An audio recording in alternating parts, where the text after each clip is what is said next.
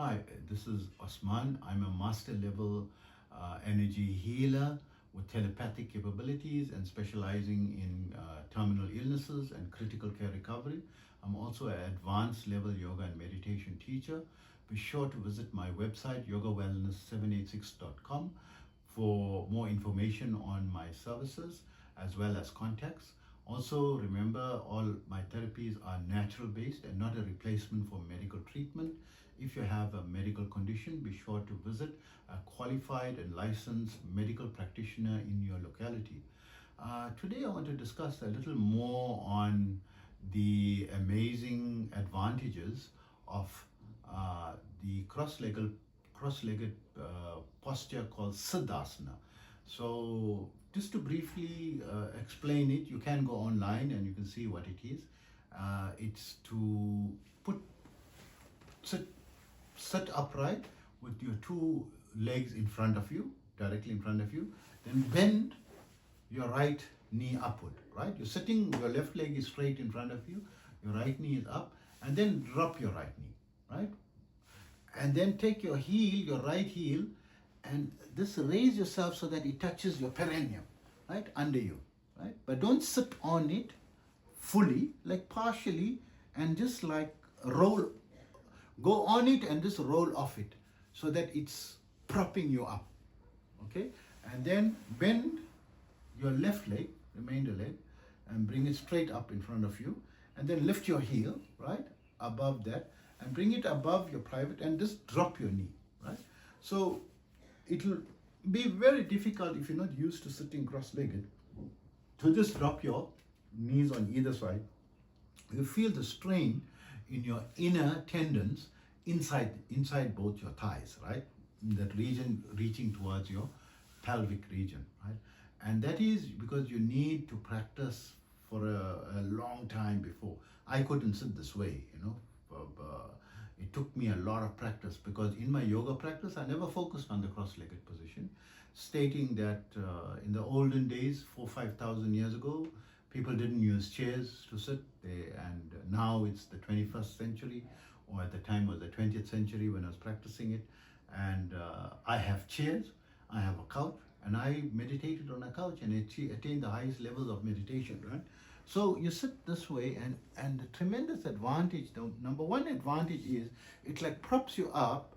So if you're sitting in a congregation where you're trying to meditate together in a group or so forth, and you don't have access to sitting against the wall, it like keeps you very stable and steady, right?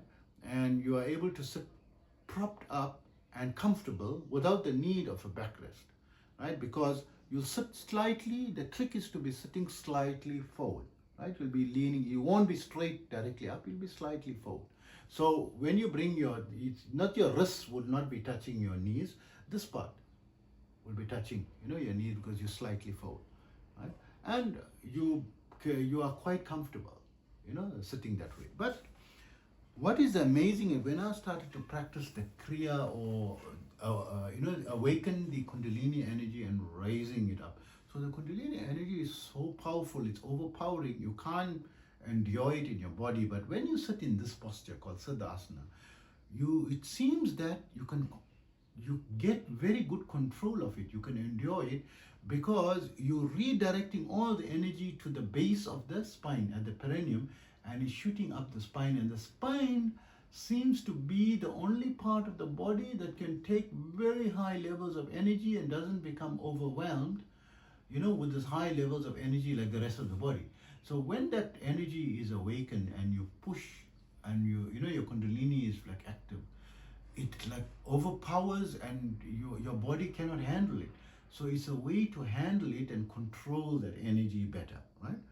So sitting that way, you gain more control. Firstly, your posture is more stable, and secondly, with the rising and increasing, so you can focus on developing your spiritual energy and growing it using a tool, your spine, that seems to have unlimited capacity to withstand very high levels of the energy. So yes, it still permeates your body and overcomes your body, but there's much better control, significantly better control, and it is absolutely essential for faster progress that you sit in this posture, because if you sit in the normal cross-legged posture, right, the normal easy cross, you're not going to be able to handle, you'll slow down your progress, in developing your spiritual energy.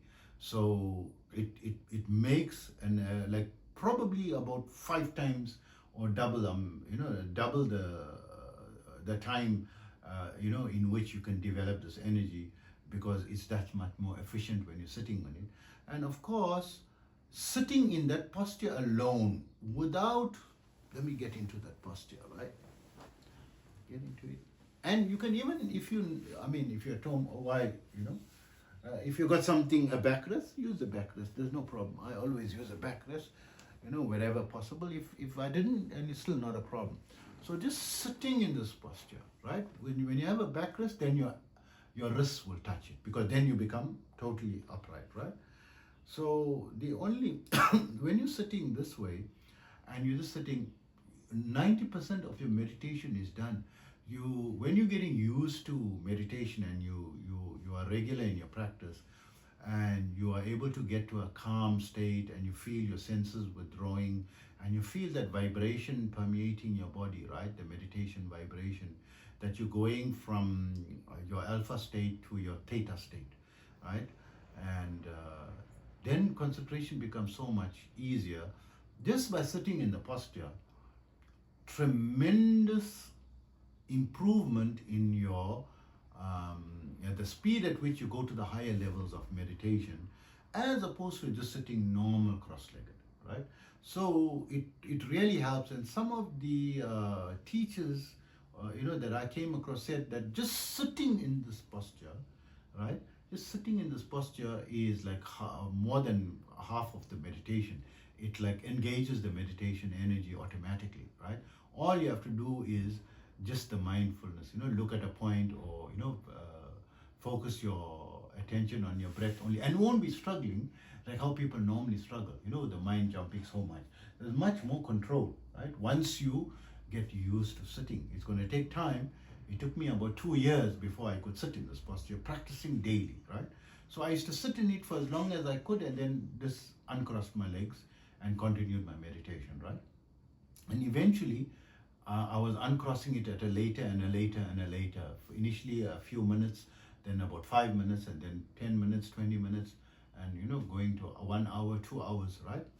And sitting in it, it becomes easier and easier with time. But it took me about 2 years to adapt, right? It's not going to happen overnight if you're not used to sitting cross-legged. But it is a game changer in your progress in meditation, right?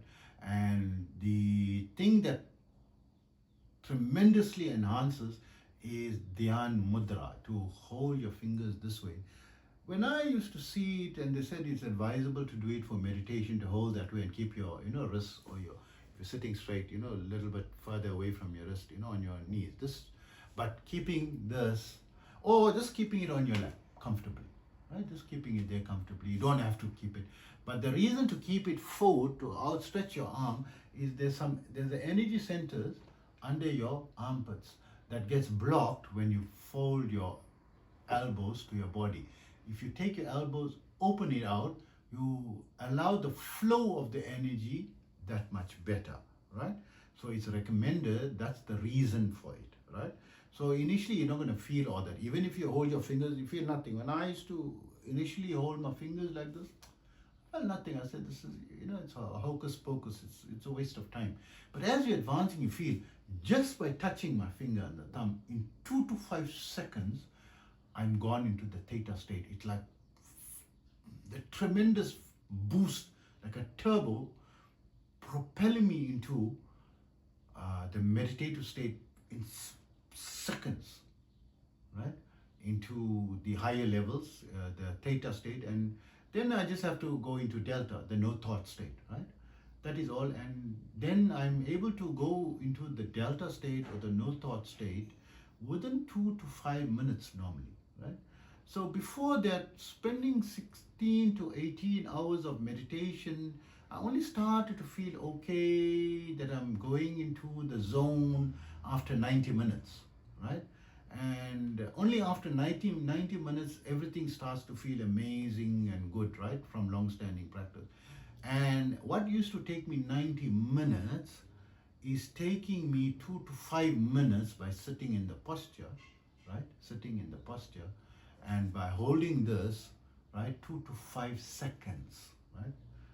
Compared to 90 minutes, right, is the difference, right? And when I was experiencing it, I was already, practicing yoga for, I think by that time, more than 2 decades, right? So over 20 years, and not knowing these secrets, right? And now I'm informing you of it so that you can make use of it. And I always tell my students, do this, just hold the mudra, and you can keep it. If it's more comfortable to keep it on your lap, keep it. I mean, it's not such a major, not a train smash, but recommended to keep it, outstretched.